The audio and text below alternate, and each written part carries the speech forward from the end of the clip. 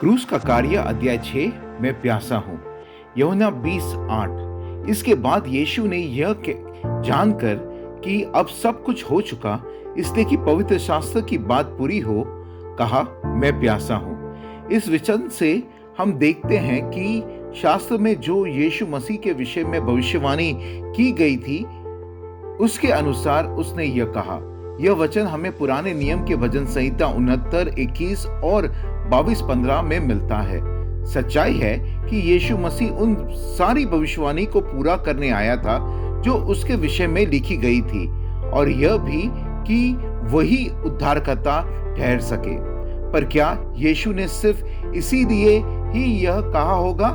नहीं, हमें इसे गहराई से जानना होगा। अगर हम यीशु मसीह के जीवन के कुछ अंश को देखें तो पता चलता है कि पहले भी उसे प्यास लगने का जिक्र है, जिससे हम यूहन्ना 4 में देख सकते हैं, जब वह सामरी स्त्री से पानी मांगता है। इस वार्तालाप में वह कहता है कि वह जिसे चाहे वह उसे आत्मिक पानी दे सकता है, जो फिर कभी प्यासा ना होगा। और आगे यूहन्ना 6:35 में, जो कोई मुझ पर विश्वास रखेगा वह फिर से प्यासा ना होगा। फिर से यूहन्ना 7:37 और 38 में, फिर पूर्व के अंतिम दिन जो मुख्य दिन है, यीशु खड़ा हुआ और पुकार कर कहा, यदि कोई प्यासा हो तो मेरे पास आकर पिए।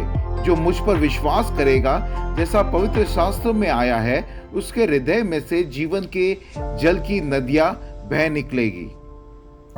इन वचनों को देखते हैं तो हम पता चलता है कि यीशु मसीह आत्मिक जल का एक विशाल दरिया है। जो किसी को वह पानी दे तो उसमें से आत्मिक जल फूट निकलेगी, पर उसी को जरूरी था कि वह उस प्यास से परिचित हो जो इंसान गुजरते हैं या गुजरने वाले हैं। यीशु मसीह उस दशा में थे जहां वे अधोलोक की गर्मी को महसूस कर रहे हैं, जिसे वे दृष्टांत के द्वारा लूका 16:19-31 में बताते हैं। वह धनी व्यक्ति जो पिता अब्राहम से कहता है, वचन 24 में, उसने पुकार कर कहा, हे पिता अब्राहम, मुझ पर दया करके लाजर को भेज दे, ताकि वह अपनी उंगली का सिरा पानी में भिगोकर मेरी जीभ को ठंडी करे, क्योंकि मैं इस ज्वाला में तड़प रहा हूं। यीशु मसीह का आना सिर्फ लिखित तौर पर शास्त्र को पूरा करना नहीं था, पर हकीकत में वह सारी पीड़ा को महसूस करे, ताकि वह उद्धार का ऐसा मार्ग बनाए जिससे हमें कोई भी परमेश्वर से छीन ना सके।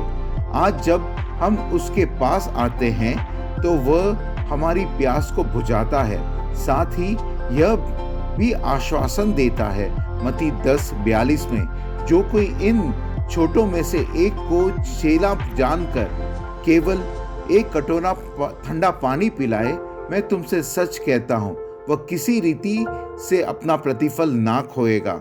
आज की प्रार्थना मेरी आपके लिए यह है कि आप परमेश्वर के इस वचन को समझो और जानो कि परमेश्वर आपके जीवन की हर अच्छी अभिलाषाओं को पूरा करना चाहता है। आमीन।